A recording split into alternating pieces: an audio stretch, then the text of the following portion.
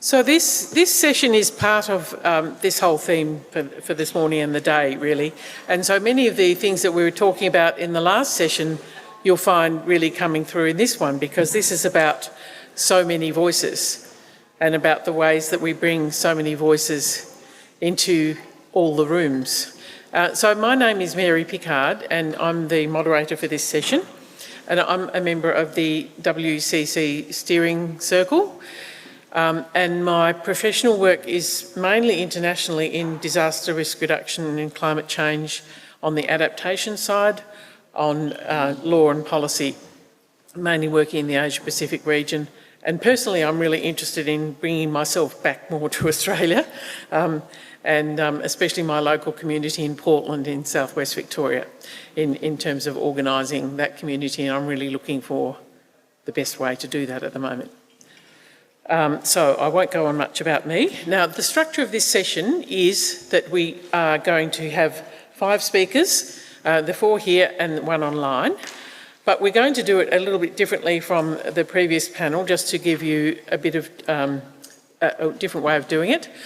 So I'm going to get each of the 4 here to introduce themselves for 2 minutes, and then we'll have Claire Giubellini from the Women with Disabilities Australia, here she is. Will then introduce herself and do her presentation. And then after that, we're going to break into 4 groups. So we're calling this a jigsaw session. And the 4 groups, so these 4 speakers will speak to each of those 4 groups. And in that group, you will appoint someone to report back. So you hear from them, and then we hear from you about what you heard from them, about how to integrate voices and all the different voices. So then we will have a discussion in the plenary session. I have a question down here. What's the question? The topic is so many voices. So many voices, yeah. So continuing on from the main session, I mean, as part of this main session about organising and listening to different voices. So I will start with Ellie Venning on my left here, who is National Union of Students Women's Officer, and I'll let you introduce yourself. Oh, great. Namani Namini Napudni Ellie Venning. I acknowledge that I live and work predominantly on Kaurna country in Adelaide. So what I've just said is hello, my name is Ellie Venning, in the native tongue of the people of the land that I live on. So as Mary mentioned, I am the National Union of Students' Women's Officer for the year. I'm studying at the University of Adelaide, doing a Bachelor's of Environmental Policy and Management, with a major in politics. I'm also on the executive of my uni women's collective, and I'm also a board director of my student union. So unfortunately I'm very busy, which is good. I love being able to approach these areas as a feminist and as an environmentalist, and I think these 2 things are very interconnected. A little heads up for my presentation will be that I'm mainly talking about what students are doing on campus, and the importance of involving them in your broader discussions, and also in the commentary around campuses as well, the segregation of gender in environmental courses in academia, and if I have any spare time, about the eco-gender gap. Thank you.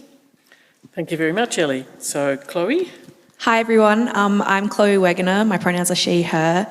I also want to begin just by acknowledging Jar Jar Barong and really thank Auntie Sandra for her wonderful warm welcome, and the balance that they've maintained here for thousands and thousands of years that we are all going to now work to try and restore together.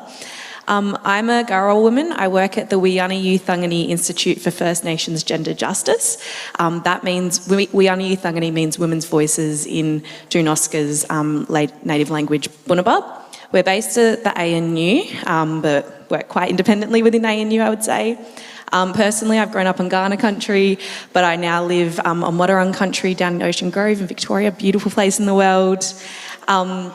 And like many First Nations women, like many autistic women, like many queer women, like many young women, like many women with hidden disabilities, I've grown up in a world not made for me, but like mentors through June Oscar, who I mentioned, who's our chair, I discovered my strength in my unique voice. But I will say I am a cisgendered woman, and we sort of touched on trans in the last talk. Monday is Trans Day of Visibility, so if you want to be learning more about that, that's a good day to look for resources and more. The Institute is Australia's first ever institute dedicated to advancing the rights, knowledges and leadership of First Nations women, girls and gender diverse people. As I mentioned, our chair is June Oscar AO, and it was founded by her following the landmark Wiyani Youthangani project at the Australian Human Rights Commission. She was the first ever woman to have the role of Aboriginal and Torres Strait Islander human Social Justice Commissioner. Before that had only ever been men, so really focused on listening to First Nations women. And after speaking with over 2,000 First Nations women, girls and gender diverse people, it became clear to the team that First Nations women are doing the backbone of their communities, weaving together the social fabric that sustains all of us. We also learned that First Nations knowledge systems and approaches to caring for country are often overlooked in climate frameworks, despite women consistently highlighting their crucial role in this space. So the Institute's purpose is simple yet critical: to elevate these voices, their lived experiences, solutions as crucial to reconstructing more just, sustainable and enabling societies. And I will just say quickly, our strategic priorities for the next few years are around supporting and amplifying peace building and systems change, which has come up a lot throughout the day, recognising and enabling cycles of care, very relevant, and also around developing tools for nourishing and amplifying generational knowledge. So it's been great to see all of the bits where it's weaved through so far. Thank you. Thank you. Over to you, Kelly. Wow, I'm sitting next to some pretty amazing women here, aren't I? I'm Kelly McDonald, I'm from the National Rural Women's Coalition, and I'd just like to pay my respects to Aunty Sandra and the people of this beautiful country, and it was just such a great welcome when we first came in. I'm from Kamilaroi country, so that's in Gunnedah, northwest New South Wales. So you probably haven't heard of the National Rural Women's Coalition, but it is a not-for-profit organisation. It's one of the 5 National Women's Alliances now funded under the Working for Women strategy, and it's funded by Prime Minister and Cabinet. We are representing all rural, remote and regional women in all their diversity, so women with disabilities, called women, Aboriginal and Torres Strait Islander women, women of diverse genders. And interestingly enough, often I get pigeonholed as just being an agricultural woman, which I admit I am. I'm from the land.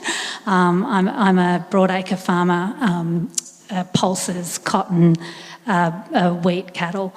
But I also am a small business owner, and the women that are actually in farming are only 2.8% of the total of rural, remote and regional women, which is about 30% of the population of Australia. So it's quite a large group of women that we try and represent. The work of the National Rural Women's Coalition is around changing and influencing policy to benefit rural, remote and regional women. So we've got our fingers in lots of different pies. So probably I'm spread a little bit thinner than butter on toast than you'd like.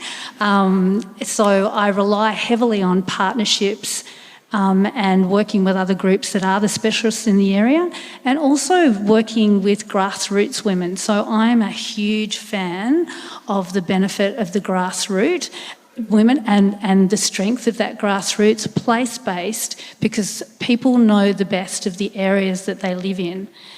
They know, particularly when we've seen disaster and disaster response, that the best responses to those are led by the communities in which they happen in.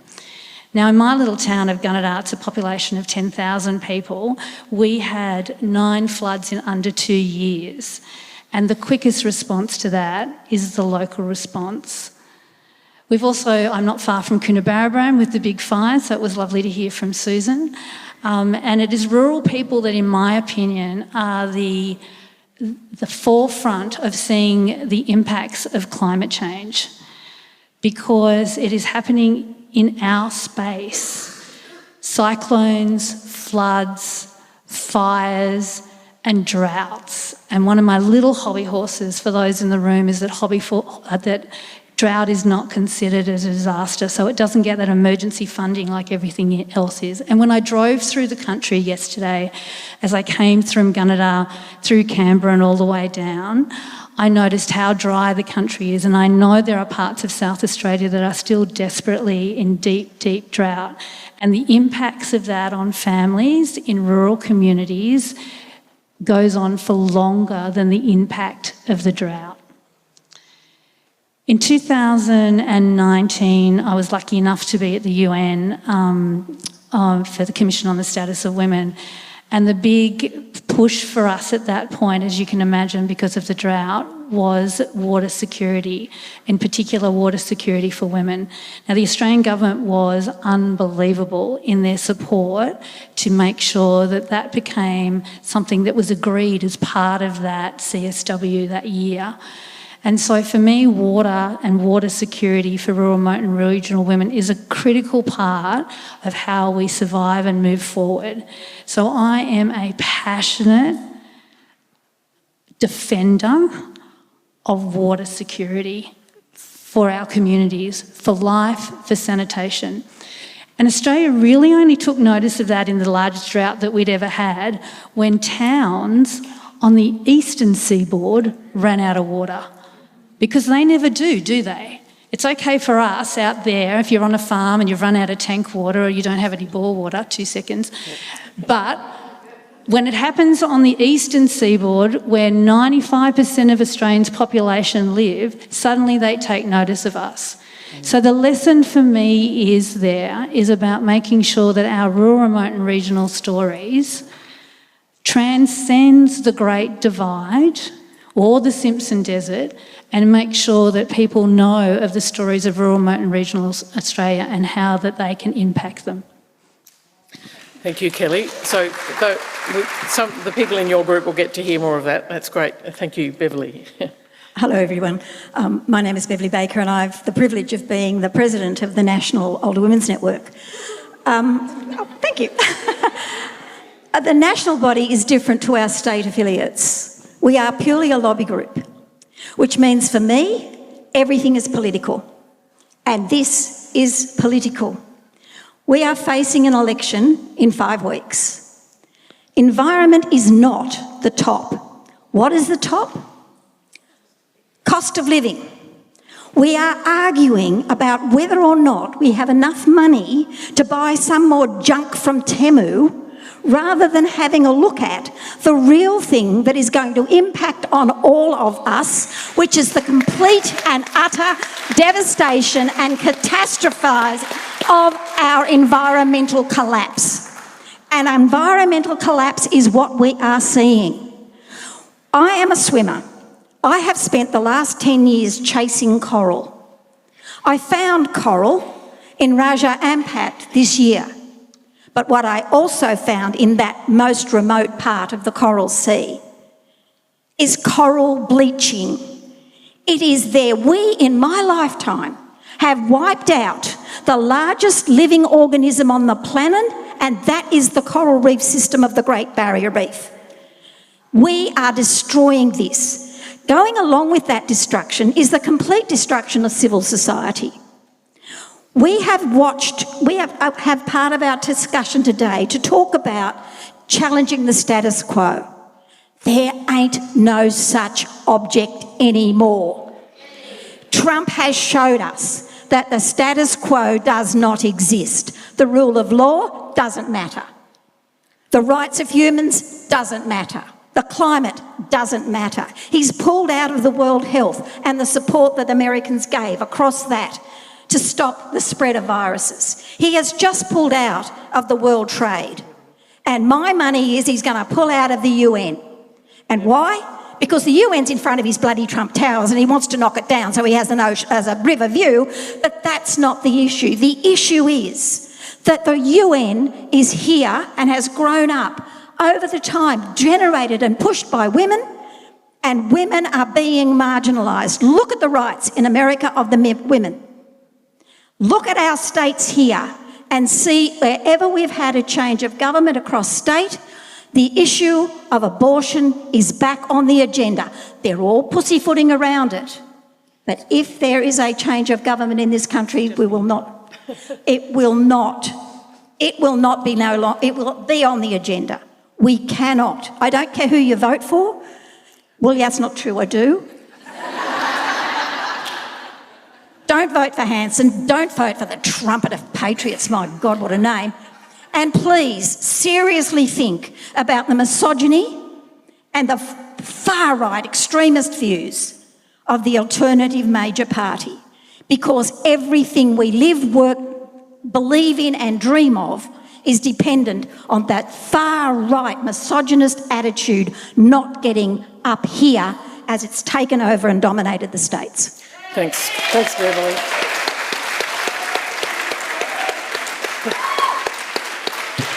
Thank you, Beverly.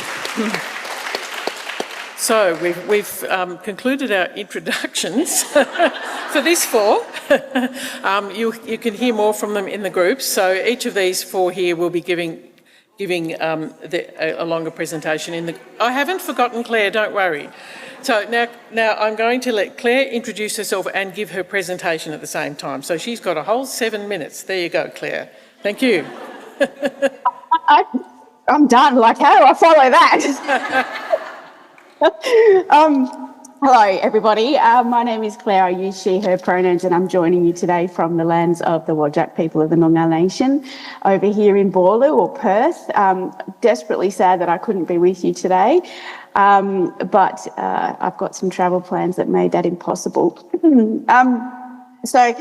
I do represent, I guess, on this panel in a little way, women with disabilities across, globally, really. I'm a woman with multiple disabilities myself. Excuse me. In my day job, I do work as a policy officer with Women with Disabilities Australia, but I'm also quite heavily involved in the disaster response and emergency response spaces as a volunteer here in WA, and I'm also the Asia Pacific, one of the Asia Pacific focal points for climate change and disaster risk through the International Disability Alliance. Just a few hats. So I will try to stick to my time today. I just wanted to also say thank you to the organisers for their invitation to be here and for their commitment to the diversity of voices being represented. I'm going to have a brief kind of discussion about the issue of the intersection of climate change and gender and disability. But I kind of wanted, given that this is an interactive session, I really would like to just try one slightly different thing.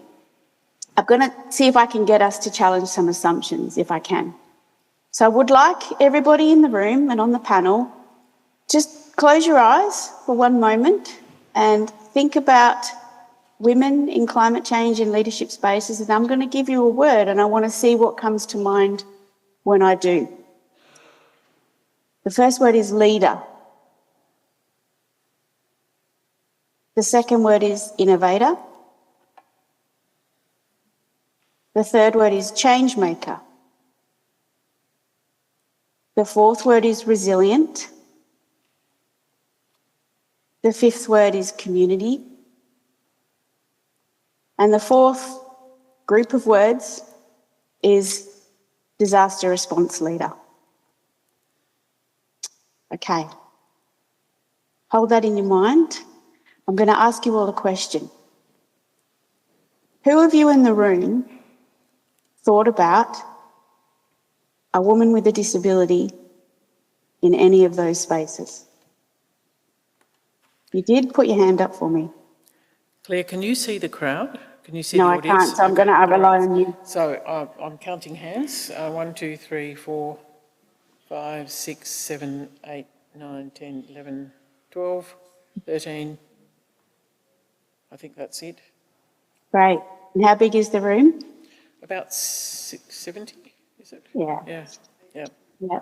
And, you know, I just want to really say that it's okay if you didn't.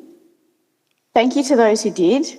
That makes my little heart happy. But it's okay if you didn't, because as a society, we've actually been conditioned to see people with disabilities as problems to be solved, or, you know, people that are inherently vulnerable and need saving. Every single person in the world has some form of unconscious bias, but it's what you do once you know that and then what you choose to do next that can make all the difference.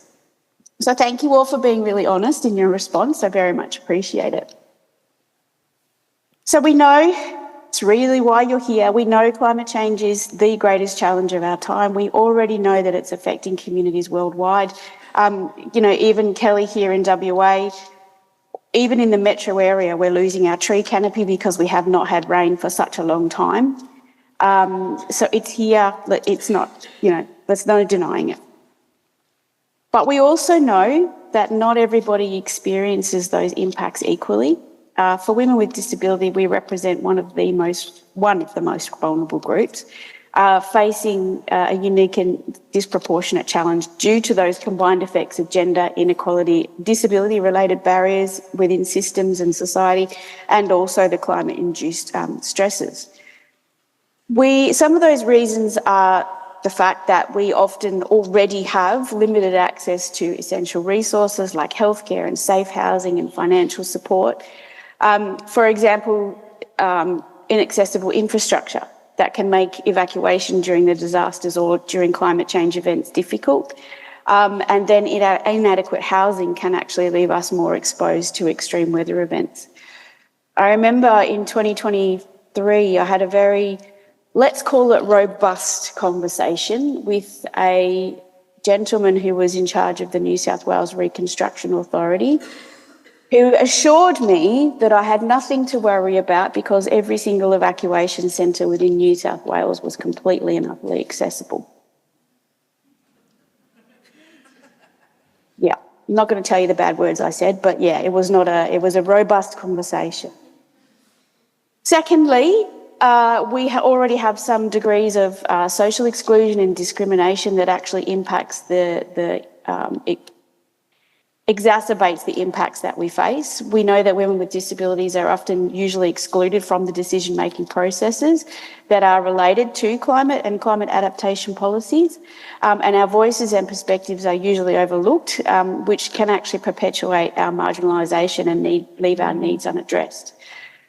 The mental health impacts of climate change are also particularly severe for women with disabilities. And that repeated exposure and that to things like disasters and displacement, but also, you know, the repeated things like heat waves, droughts, the impact of the cost of living that is only going to go up because of the impact of climate change, all of those things obviously exacerbate stress and anxiety and disrupt our routines and support networks. We also know that gender-based violence increases in times of crisis, and for women with disabilities, it's often very hard for us to escape. I mean, I know it is for a lot of women, but, you know, we face additional barriers in escaping those situations. For example, shelters that are not supportive of our needs, or we can't even get in the front door, things like that. And there's a lot of systemic violence that keeps us in those places as well. But it isn't all doom and gloom. I really wanted to have this conversation about how we could be also supporting the change. We could be agents of change. Every time I speak within the spaces that I work about what adaptation, what emergency services folks are looking for. They're looking for agile, flexible, those sorts of things. That's how women with disabilities, along with other marginalised groups, actually live our day every day, because we're living, breathing and working in systems and societies that force us to be that way because they're not built for us. So we already got that soft skill that they're all looking for. We just need to have the opportunity to be part of that. So our lived experiences can provide hugely valuable insights into creating inclusive and effective climate solutions. If we're able to be involved in decision-making processes and leadership roles, it's been proven, and we know that the climate action or the solutions or the adaptations that come from our inclusion are more equitable and responsive to the diverse needs of the community. It almost becomes like a universal design piece. If it's accessible for us, it's often accessible for many others. There are already existing leadership tools that empower women with disabilities to step into advocacy roles. Those resources are around building confidence, amplifying voices and equipping women to lead initiatives that address both disability inclusion but also climate resilience. There are mentoring programs that enable women with disability to grow into leadership positions within their workplaces and communities. So in the interest of not interfering in the conversations that you're going to have, I just kind of want to finish with an invitation. In many of these events and in many of the conferences that I attend around this subject, we are often seen as a problem to be solved, women with disabilities have even been described to me as one of those wicked problems that we don't quite know how to solve. And when we're viewed that way, it doesn't get solved, right? But I want to extend an invitation to all of you and anyone that you would know to shift that thinking, to make space for the leadership of women with disabilities in the work that you do. Ensure that we're not only part of the conversation, but at the forefront of solutions. If that's as simple as finding an accessible venue for dialogues, if it's about funding initiatives that are led by women with disabilities, whatever we do, let's actively work together to dismantle those barriers that are preventing our participation. If we do this, we can actually we have the chance to build a future where no one's left behind, where we as women with disabilities and women from other marginalised groups actually lead the way in creating those resilient communities that are capable of thriving in the face of climate change and hopefully, being part of the pushback against the erasure of some of our rights and that previous speakers have spoken about. Please invite us in. You'll be really surprised at the depth of contribution that we can make. Thank you.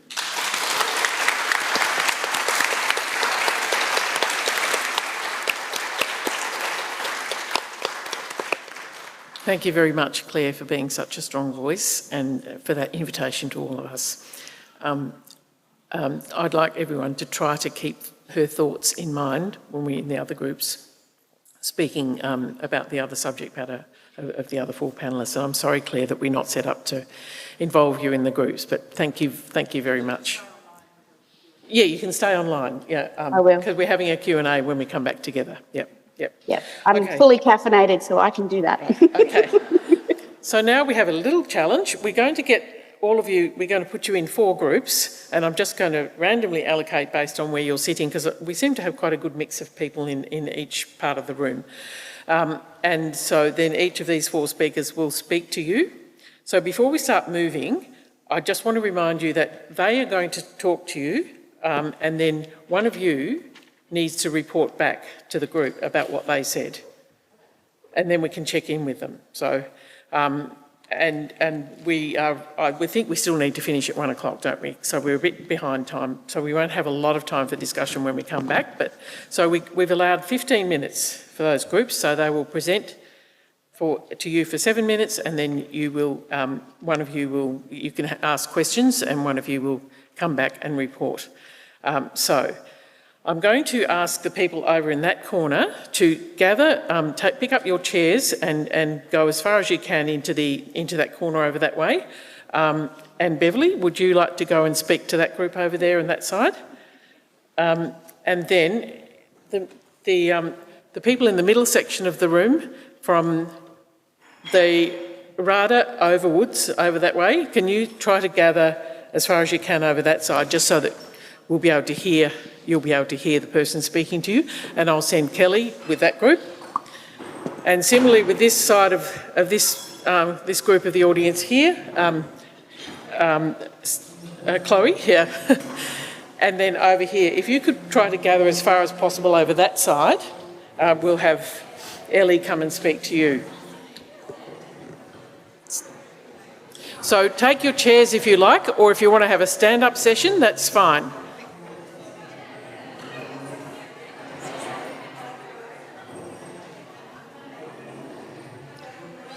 So for this session, you're going to be hearing from the speaker first, a small chance to ask some questions, and then one of you will report back to the main group.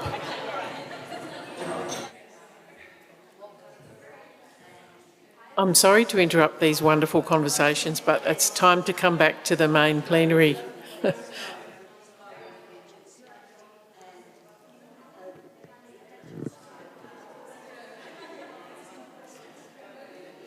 So make sure you've got your person who's going to be reporting back knows what they're saying, and if you could all come back, that would be great.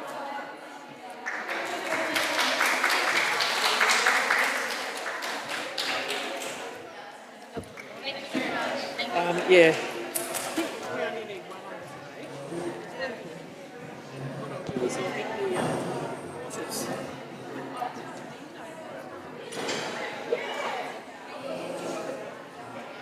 So I'll get the panellists to sit back in the chairs. And if the people who are doing the report back can come up to me and use this microphone, that'd be great.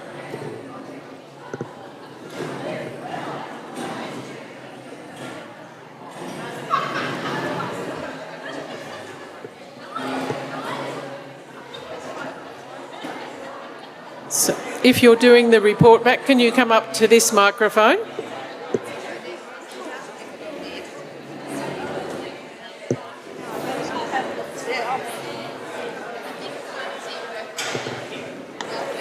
So we'll have the panellists back on the stage in the same seats.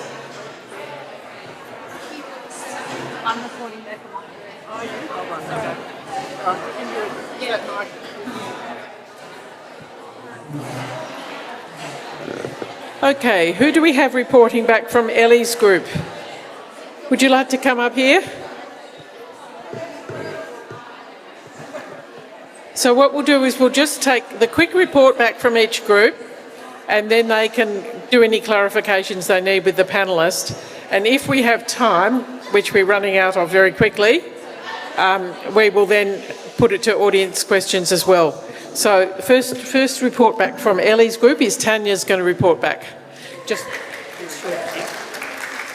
Wow, that woman has passion.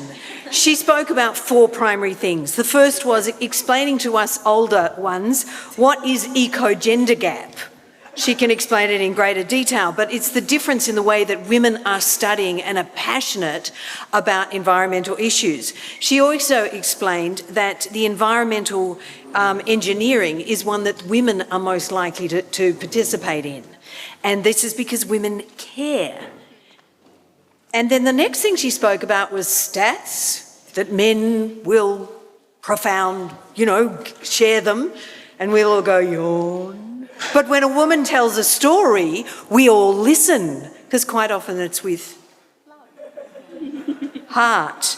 And then the other thing that we heard was how she spent the last week in Canberra lobbying. And she's met with not just the people in her party, but she's met with all politicians, and she found common ground. And it was easier to make common ground with women than with, say, some fellows like Barnaby Joyce. So for Hear What We Do, can I ask you to put your hands together, celebrating youth?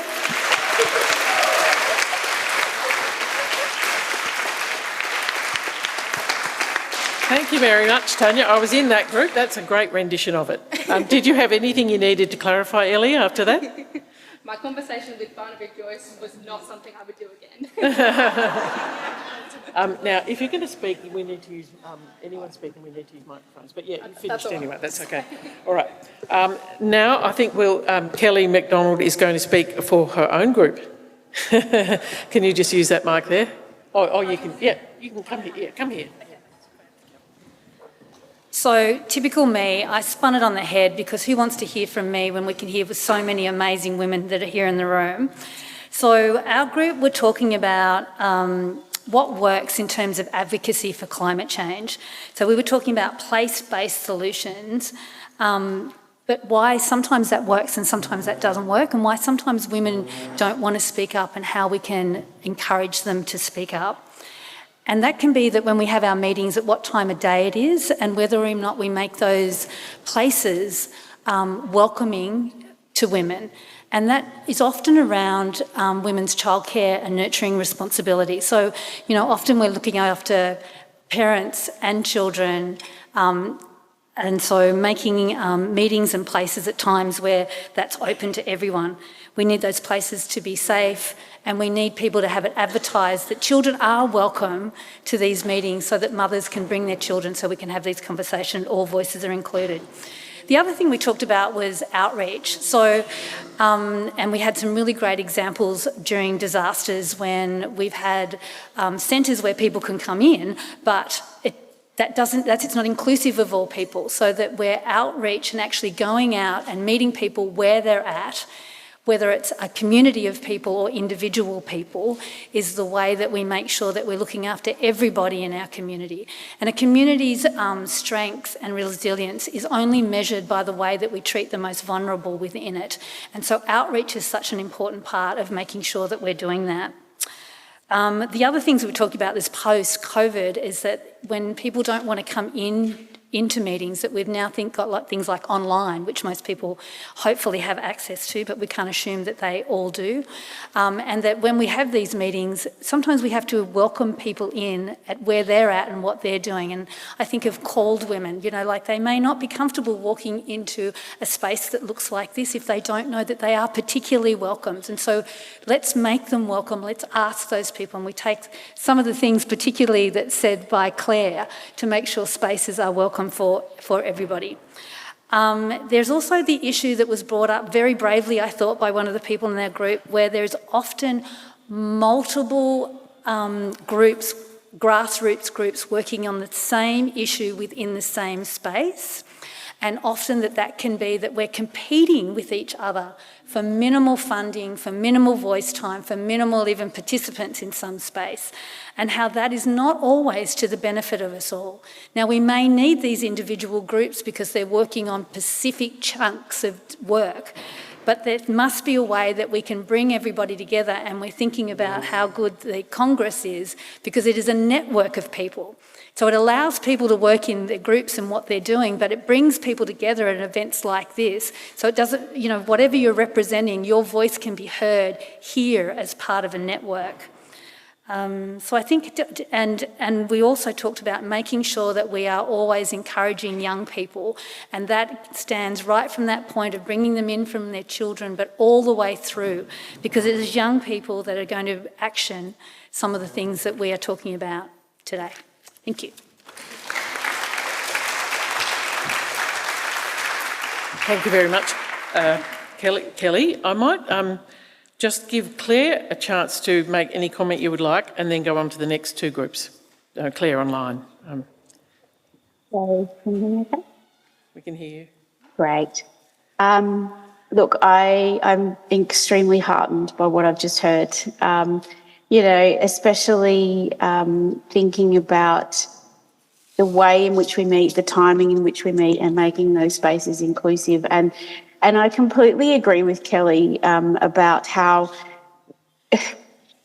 I feel like the system has been set up to get us to compete against each other for different funding, and I think, I don't want to go all conspiracy theorist here, but I do. I genuinely think the system has been set up to get us to compete. And so while we're competing with each other, we're not paying attention to what those policymakers and that are doing over there. So,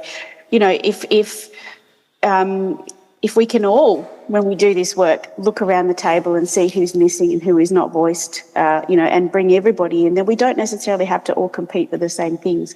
In terms of things like childcare, that's incredibly important. But even for women who don't have children who might have a disability, thinking about actually how long it takes them to get somewhere if they rely on support workers or other people to get, into these meetings as well.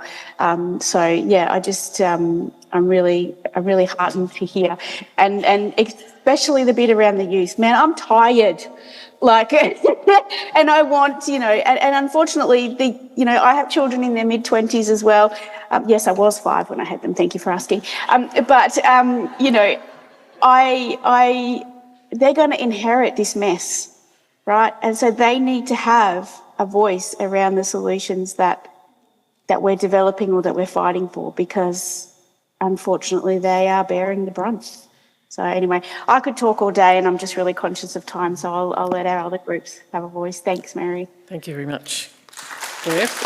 Now, who is Who is reporting back for Chloe's group? Would you like to come up, or can you make it? Or do we can bring the mic down if it's easier.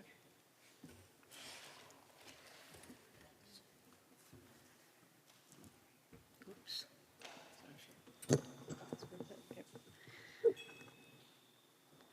I didn't realise what group I was going to until I got there, and I think I was meant to go there. So thank you, Chloe. And I might be one of the oldest people in the room, and I'm going to use that as an excuse for bad memory. But I think it's called the First Nations Gender Inclusive Institute. Close enough. What Chloe talked about, which was really quite inspirational, was that First Nations peoples do not see things in silos, that they see it totally integrated. So when they take their children onto the land, it's not just about understanding the land, it's about understanding everything to do with life. It's about the connections that the land gives us as people, and First Nations people in particular. I have to say I'm incredibly envious of that capacity. And I think it's something, if we could learn as white settlers here, we would understand this land and ourselves much more than we currently do. And Chloe talked about the work that First Nations people are doing that we don't know about because it gets hidden. And First Nations women in particular are not seen in the work they're doing. They're not seen even in their own culture sometimes, let alone in our culture. And that's a major challenge for us if we're going to do it correctly. We also talked about the need for us to see First Nations people not just as making a contribution to our conversation, but as being the solution in our conversation. And I think that was a really important piece. The other thing that came up very briefly, but importantly, was the importance of treaty. And what's happening in Victoria with treaty is not just about creating treaty, but also making sure that truth is told, and that without truth being told, treaty is not understood in the same way. I think that covered it.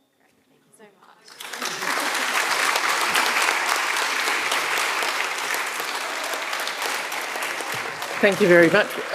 So, Chloe, was there anything you needed to clarify, or just grab a mic? Yep. I'll just give a little shout out to our Change Agenda for First Nations Gender Justice, which has the ways of working that I was talking about. These can be used in every aspect of your life. There's some key things that we personally reflect on in our work, and they've been developed from years and thousands of conversations. But I was talking about shaping and keeping balance, but there's relearning, intergenerational action. There's about 9 of them, and they all have reflective questions in them as well. So yeah, that might be something you want to take away and have a look at. Thank you. Thank you, Chloe. And thank you, our Tricia. website, or I have a QR code here if you wanted to come use that, but yeah, that way. Okay, now we have the last group quickly. So yeah, whoever is presenting, great. So your name is? Suji. Okay, there you go.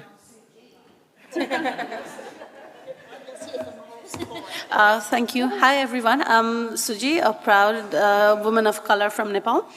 So I am going to present some key takeaways from Beverly's discussion. A big round of applause to this woman. She is so passionate. With all the aggression, with all the energy and passion, she says that everything is political. And she wants to be an ancestor whose offspring knows that she absolutely did everything to provide a sustainable environment for them. And climate denial is fostered by men as a misogynist agenda, and the climate deniers are going to rebuild the past, where we young men were seduced in believing that there was a time where women were put to a place. So the 4 takeaways are, climate and politics are deeply intertwined.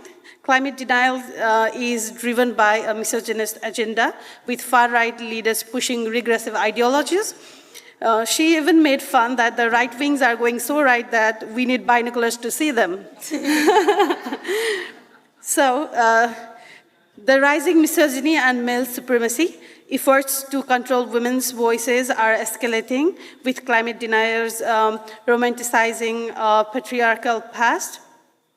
The other thing we talked about was environmental and social crisis we are in, the destruction of ecosystems like Great Barrier Reefs, and parties supporting nuclear energy as their agenda in the elections, targeted violence, including gender-based violence and attacks in Gaza.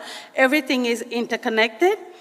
And finally, the need for bold advocacy, engaging men across generations, speaking out boldly in every forum, and resisting silent complicity by women are crucial for change.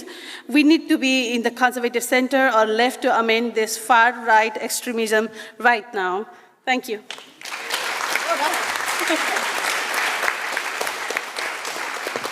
Thank you very much.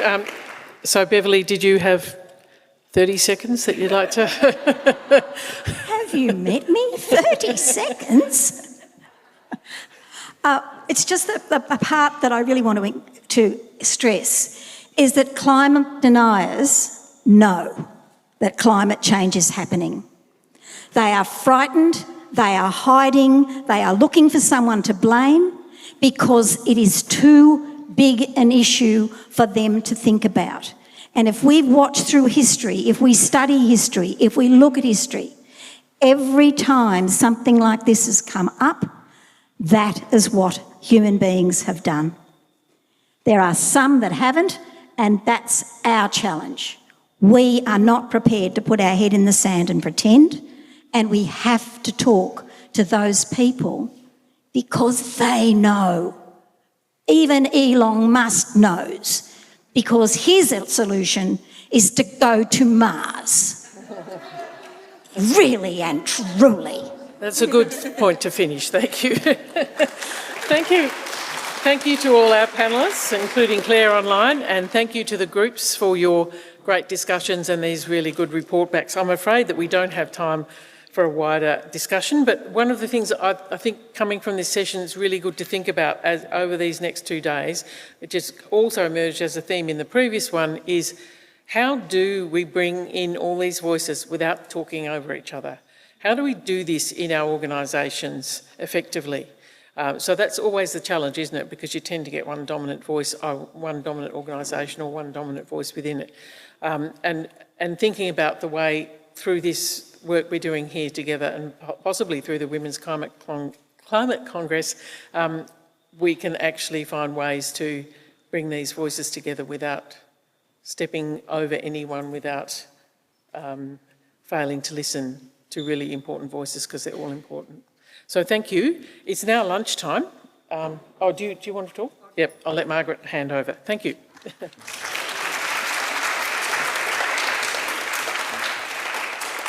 Thank you, Mary, and to the panel. And it is lunchtime. I think we've got 45 minutes. Just want to say to you, if you want to practice challenging the status quo, go to the men's toilets.